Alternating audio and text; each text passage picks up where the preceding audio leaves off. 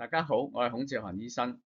續住上一個影片，關於親密關係溝通嘅藝術，今日講下非暴力嘅溝通。非暴力嘅溝通咧有4個元素啦，包括觀察啦，只係講客觀嘅事實，唔好帶嚟任何嘅評價，好啊或者壞啊或者點啦，冇咁多道德判斷啦。講我嘅感受啦，主要係內心嘅情緒啦。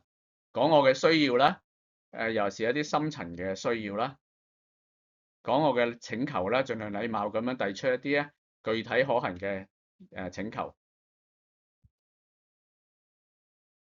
表達自己嘅方式咧，主要都係集中自己嘅感受同埋需求啦，可以咁講啦。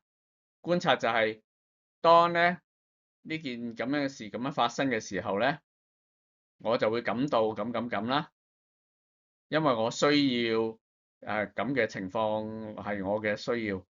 同埋咧，你可唔可以咧咁樣做咧？最好係一個問題咁嘅形式啦，就唔係一個強迫人哋做嘅命令啦。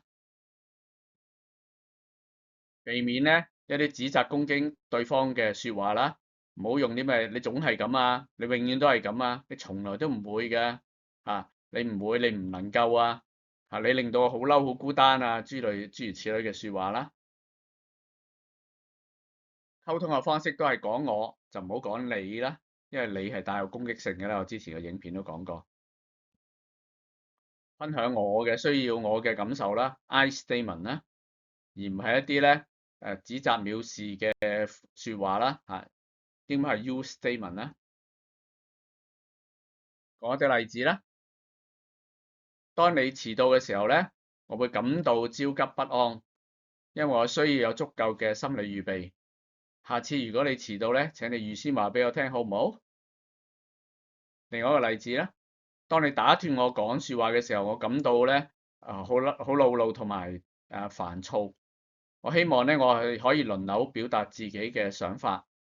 下次咧可唔可以等我講完你先至再回應咧？好啦，講一啲實際嘅場景啦。伴侶經常咧加班遲返，指責藐視嘅表達咧就可以係咁樣嘅。你心裏有冇呢個屋企㗎？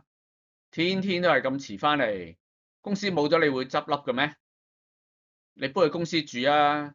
你根本都唔在乎我哋呢個工作狂。伴侶會點樣回應咧？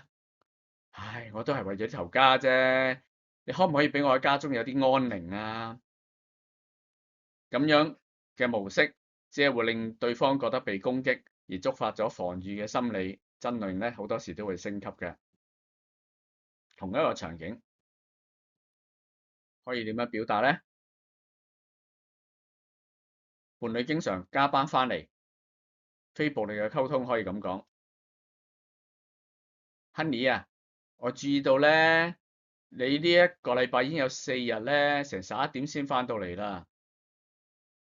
呢個讓我感到咧有啲孤單同埋擔心你嘅身體嘅，因為我需要咧我哋有啲共處嘅時間嚟感受到我哋嘅親密同埋連結。我都擔心你個健康。我想問一問咧，我哋可唔可以咧喺你嘅工作安排爭取？譬如話1個禮拜有2日啦，我哋一齊食飯又好，散下步又好啦，你覺得可唔可行啊？咁樣就係頭先嗰4個步驟：觀察、表達感受，連知道自己嘅需求同埋具體嘅請求。第二個場景，伴侶用完廚房之後就冇執拾喎，你慢嘅咩？每次都將廚房搞到好似垃圾缸咁樣，跟你一齊真係倒霉啊！你總係咁邋遢。伴侶咧就反擊啦，你先係盲㗎，你自己啲物件喺客廳睡房都係周圍放㗎啦，屋企冇一個整齊嘅地方我先至係倒霉嘅人啊！於是大家互相對抗衝突啦。咁如果你希望佢係幫你手執拾廚房嘅，佢可能更加唔肯去執拾廚房。換咗非暴力嘅溝通會係點咧？當我睇到水槽裏邊咧堆滿咗用過嘅煲同埋碗啦，灶亦都有油漬啦，我就感到好唔舒服，亦都有啲嘅煩躁。因為我需要一個整潔嘅廚房，咁我先至可以咧放鬆咁去準備食物。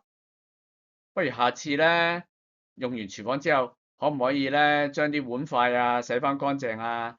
台面啊執翻整晒啲油漬佢啊？其實我哋可以輪流咧負責廚房嘅深度清潔嘅。諗下咁嘅安排可唔可行？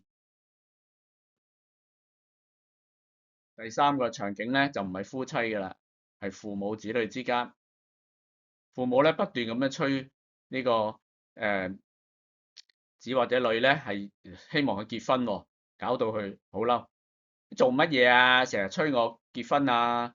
我事咧唔使你管啊！咩年代啫？啲咁嘅老思想，你再催我咧，我見都唔見你哋啊！咁樣頂撞父母咧，即係會令到大家嘅感情咧係受到傷害，甚至咧斷絕咗溝通嘅橋樑。對於父母非暴力嘅溝通係點咧？阿爸阿媽，我哋每次咧通電話或者我翻嚟見你咧，你都係講到要我結婚。講實話啦，呢個其實覺得咧我好大壓力，有時覺得難過啦，覺得委屈添。其實我需要你咧信任我，我會為自己嘅幸福打算同埋負責嘅。我哋非常需要你嘅理解同埋支持，而唔係呢啲嘅催促。我希望我哋以後傾偈咧，其實多啲傾下我工作啊，傾下我興趣啊，或者你日常嘅生活啦。我哋試下咁樣得唔得啊？如果你做到咁樣講嘢嘅話咧，好多時咧都牽涉到要處理一啲親密關係裏邊嘅憤怒嘅。